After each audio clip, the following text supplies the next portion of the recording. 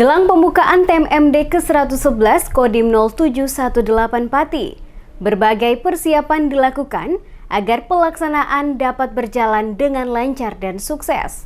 Anggota TNI dan warga bersinergi lakukan persiapan di Balai Desa. Jelang pembukaan TMMD ke-111 Kodim 0718 Pati, berbagai persiapan dilakukan agar pelaksanaan kegiatan dapat berjalan dengan lancar dan sukses sesuai dengan rencana. Oleh karena itu, dibutuhkan sinergitas antara anggota TNI dan warga untuk manunggal bersama mempersiapkan segalanya dengan baik. Kali ini, anggota TNI bersama warga bersinergi lakukan persiapan di Balai Desa Taman Sari, mulai dari pemasangan banner penunjuk arah dan peta, penataan meja kursi dan pembersihan pendopo Balai Desa.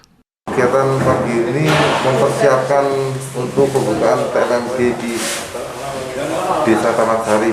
Yang disiapkan memasang banner, menata meja, kursi, sama membersihkan dalam-dalamnya.